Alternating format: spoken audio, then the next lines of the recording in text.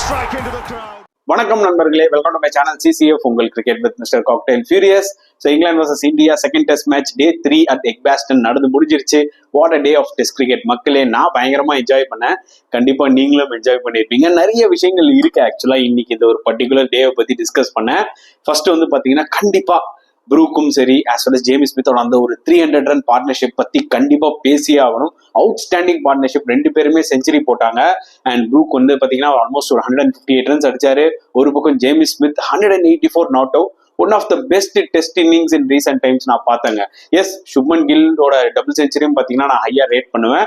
But அதுக்கு ஈக்குவலா இந்த ஒரு பர்டிகுலர் நாக்கையும் நான் ரேட் பண்ணுவேன். ஏன்னா ஜஸ்ட் 90 ஸ்ட்ரைக் ரேட்ல ஜஸ்ட் கிரிக்கெட்டிங் ஷாட்ஸ் தாங்க விளையாடினாரு Jamie Smith. Just across the பேட்லாம் ஆடல. எஸ், அந்த பேஸ் பால்ன்ற ஒரு கான்செப்ட்ல தான் வந்து பாத்தீங்கன்னா ஜேமி ஸ்மித் உள்ள இறங்கி செம்மையா காட்டுன்னு காட்டினாரு. பட் ஸ்டில் எல்லாமே வந்து பாத்தீங்கன்னா ப்ராப்பர் கிரிக்கெட்டிங் ஷாட்ஸ். செம்ம டேலண்ட் இந்த பையனுக்கு, அதுல டவுட்டே கிடையாது. கண்டிப்பா is going to be a super player in future for England in all formats. கண்டிப்பா அதுல டவுட்டே கிடையாது மக்களே.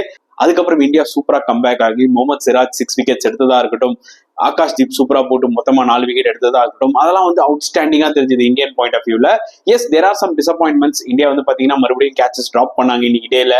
டே 2ல முடிவுல வந்து பாத்தீங்கன்னா சில நல்ல கேச்சஸ் எல்லாம் எடுத்தாங்க. பட் டே 3ல சில கேச்சஸ் எல்லாம் எடுத்திருக்கணும். எஸ்பெஷலி சுப்மன் கில் வந்து பாத்தீங்கன்னா ப்ரூக்கோட கேட்சை கண்டிப்பா எடுத்திருக்கணும் ஸ்லிப்ல. நான் ஏற்கனவே சொல்லியிருப்பேன், ப்ரூக்குக்கு இந்த மாதிரி ஒரு லக்கு கிடைக்கவே கிடைக்காது. அவர் டெஸ்ட் கிரிக்கெட் ஆரம்ப காலத்துல இருந்தே வந்து பாத்தீங்கன்னா இன்னைக்குமே அவர்கிட்ட அந்த ஒரு லக் இருந்திருக்குன்னு நான் சொல்லியிருக்கேன். போன வீடியோ தான் நான் சொன்னேன், பாருங்க அது எக்ஸாக்ட்லி நடந்துட்டு தான் இருக்கு. And next Prasidh Krishna, disappointing spell once again. I think he has to regroup. I don't think so. வந்து பாத்தீங்கன்னா கரண்டா ஒரு இன்டர்நேஷனல் லெவலுக்கு, அதுவும் டெஸ்ட் கிரிக்கெட் விளையாடுற அளவுக்கு வந்து பாத்தீங்கன்னா அவர்கிட்ட ஸ்கில் இருக்கான்னு இப்ப கேட்டீங்கன்னா சத்தியமா இல்லைன்னு தான் சொல்லுவேன்.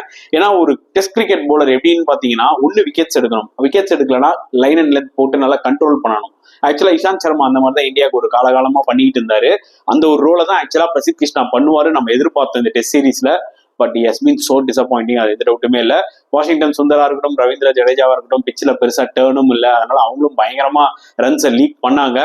இந்த 2 பேர் தான் காப்பாத்தினாங்க, ஆகாஷ் தீப்பும் சரி சிராஜும் சரி. சரிங்களா? ஸோ இப்போ டீடைல்டா வந்து வீடியோக்குள்ள போவோம்.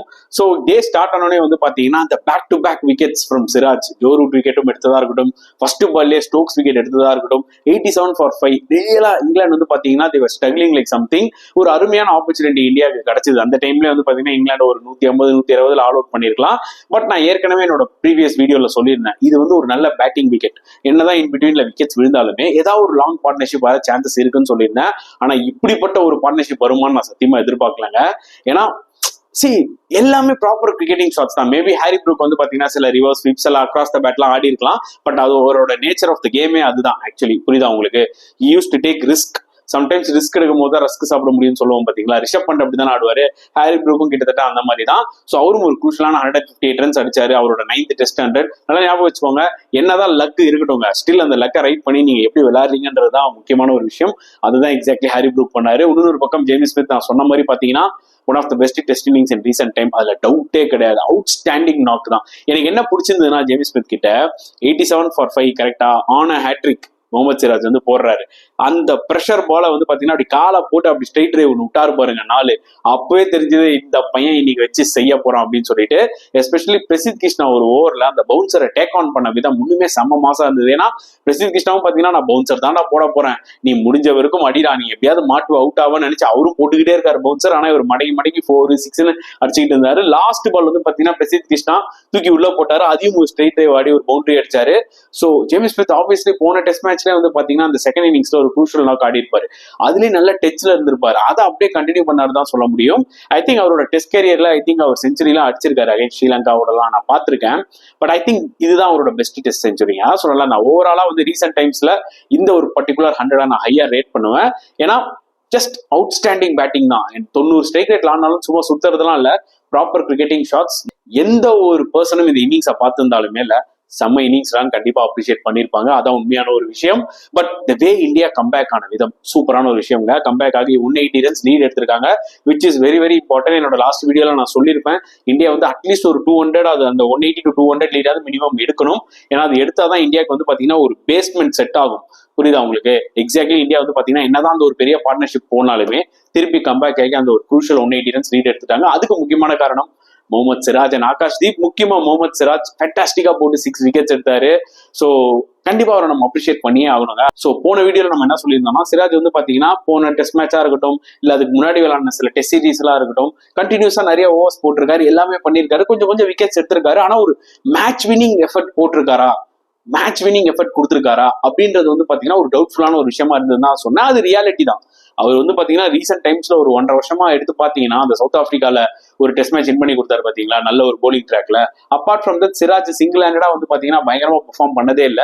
ஒரு வழியா இந்த மேட்ச்ல சூப்பரா போட்டு 6 விக்கெட்ஸ் எடுத்திருக்காரு. நல்லா ஞாபகம் வச்சுக்கோங்க கைஸ், இது வந்து பாத்தீங்கன்னா ஒரு சீமிங் ட்ராக்கோ இல்ல வந்து பாத்தீங்கன்னா ஒரு பயங்கரமா மூவ் ஆற ஒரு கண்டிஷன்ஸோ கிடையவே கிடையாது. இது ஒரு பாட்டா விக்கெட். இந்த மாதிரி ஒரு பிளாட் விக்கெட்ல ஒரு ஃபாஸ்ட் பவுலர் 6 விக்கெட்ஸ் எடுக்கிறானா அது வந்து இமென்ஸ் சாட்டிஸ்பாக்சனை கண்டிப்பா கொடுத்திருக்கும் சிராஜுக்கு, அதுல எந்த டவுட்டுமே இல்ல.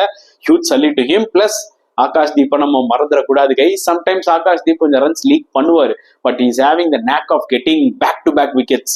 சிராஜும் அதை பண்ணாரு. ஆனா ஆகாஷ்தீப் அவரோட டெஸ்ட் கேரியர், அதாவது இந்த ஸ்மால் டெஸ்ட் கேரியர்லயே பாத்தீங்கன்னா அவர்கிட்ட அந்த எபிலிட்டி இருக்கு back to back test wickets எடுக்க. நல்லா ஞாபகம் வச்சுக்கோங்க, அவர் இனிஷியலா வந்து பாத்தீங்கன்னா டே 2ல அந்த முக்கியமான 2 விக்கெட் எடுத்தாரா, டக்கெட்டும் சரி ஓலி போப்தும். இந்த ஒரு பயங்கரமான ஒரு 300 ரன்ஸ் பார்ட்னர்ஷிப்பை பிரேக் பண்ணதே ஆகாஷ்தீப் தான்.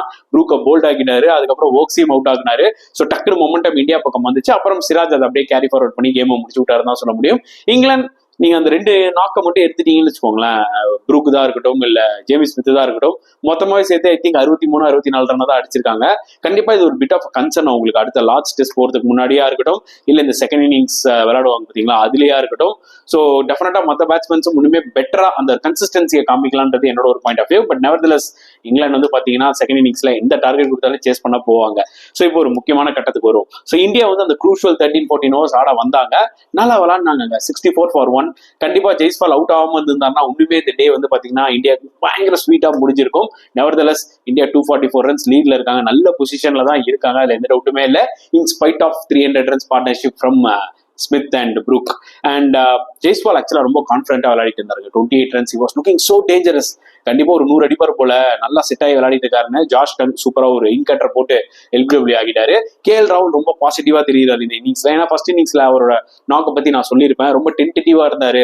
அதாவது KL ராகுல் எப்போ வந்து அன்ஷோரா இருக்காரோ அப்பயே அவுட் ஆயிடுவாருன்னு சொல்லியிருந்தேன். பட் இந்த இன்னிங்ஸ்ல வந்து பாத்தீங்கன்னா ரொம்பவே பாசிட்டிவா விளையாடினாரு, நல்ல ஒரு டச்ல இருக்காரு, அது கிளியரா தெரியுது.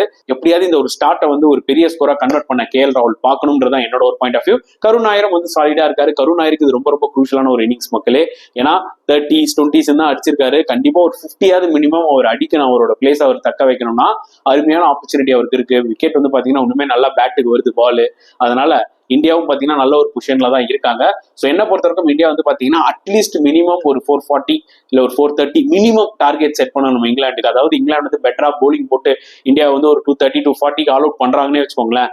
அட்லீஸ்ட் இந்தியா வந்து பாத்தீங்கன்னா ஒரு 430 440யாவது கொடுத்தா கண்டிப்பா இந்தியா வின் பண்ண வாய்ப்புகள் இருக்கு. ஏன்னா இந்த டார்கெட்டை வந்து இங்கிலாந்து சேஸ் பண்ண போவாங்க, இங்கிலாந்து வின் பண்ணலாம். பட் இந்தியா இன்னுமே சேஃபர் சைடா இருக்கணும் அப்படின்னு நினைச்சா கண்டிப்பா ஒரு 490 500 டார்கெட் கொடுத்து ஓவர்ஸும் வந்து பாத்தீங்கன்னா கிட்டத்தட்ட ஒரு 90 ஓவர்ஸ் 85 ஓவர்ஸ் அப்படின்னு கொடுத்தாதான் வந்து பாத்தீங்கன்னா இங்கிலாந்து அந்த டார்கெட்டுக்கு போகவும் செய்வாங்க அண்ட் விக்கெட்டும் விட சான்சஸ் இருக்கு. ஸோ இந்தியா வின் பண்ணவும் வாய்ப்புகள் இருக்கு. ஸோ அதனால முடிஞ்ச வரைக்கும் இந்தியா என்ன ட்ரை பண்ணுவாங்கன்னு எனக்கு என்ன தோணுதுன்னா, அட்லீஸ்ட் ஒரு 480க்கு மேல 490யாவது டார்கெட் செட் பண்ணணும் இங்கிலாந்துக்கு. வித் 75 ஓவர்ஸ் 80 ஓவர்ஸ் அந்த மாதிரி தான் டார்கெட் பண்ணுவாங்க. அதுக்கு இந்தியா டே 4 கம்ப்ளீட்டா விளையாடி ஆகணும். ஆர் அட்லீஸ்ட் லாஸ்ட் ஒரு 5-6 ஓவர் இங்கிலாந்து ஆட விட்டு ஆல்மோஸ்ட் 97% வந்து பாத்தீங்கன்னா டே 4 கம்ப்ளீட்டா இந்தியா விளையாடியே ஆகணும். ஸோ தட் ஒரு சூப்பர் லீடை எடுத்து டோட்டலா இங்கிலாந்து வந்து பாத்தீங்கன்னா இந்த கேம் விட்டு வெளியில தள்ளலாம்ன்றதா என்னோட ஒரு பாயிண்ட் ஆஃப் வியூ. வெயிட் பண்ணி பார்ப்போம். இங்கிலாண்டும் ஒரு கம்பேக் கொடுத்து இந்தியா ஒரு 220 230 மாதிரி ஆல் அவுட் ஆகுனாங்கன்னா இங்கிலாந்துக்கு ஒரு அருமையான ஒரு ஆப்பர்ச்சுனிட்டி. ஏன்னா டெஸ்ட் கிரிக்கெட்ல என்ன வேணாலும் நடக்குங்க. ஏன்னா நம்ம எதுவுமே ஜஸ்ட் லைக் தட் அப்படி ப்ரெடிக்ட் பண்ணிட முடியாது. இந்தியா வின்ரா இல்ல டிராடா அப்படின்லாம். இங்கிலாண்டும் பாத்தீங்கன்னா திருப்பி பயங்கரமா கம்பேக் ஆகி போலிங் போட்டு இந்தியன் பேட்ஸ்மேன்ஸ் அவுட் ஆகிட்டு ஒரு 380 390 டார்கெட் கூட சேஸ் பண்ண வாய்ப்புகள் இருக்கு. பட் இந்த ஒரு பர்டிகுலர் டெஸ்ட் மேட்ச் செம்மையா போதுங்க, அதுல எந்த டவுட்டுமே கிடையாது. நான் பயங்கரமா என்ஜாய் பண்ணிட்டு இருப்பேன். ஹோப்ஃபுல்லி நீங்களும் நல்லா என்ஜாய் பண்ணிருப்பீங்கன்னு நினைக்கிறேன். ஸோ டே 4 மேட்ச் முடிஞ்சோடனே அந்த ரிவ்யூல உங்களை எல்லாரையும் சந்திக்கிறேன். ஸோ இந்த வீடியோ பிடிச்சிருந்தா லைக் பண்ணுங்க, ஷேர் பண்ணுங்க, முடிஞ்சா சப்ஸ்கிரைப் பண்ணுங்க. ஸோ நெக்ஸ்ட் வீடியோல பார்க்கலாம் ஃப்ரெண்ட்ஸ். Until then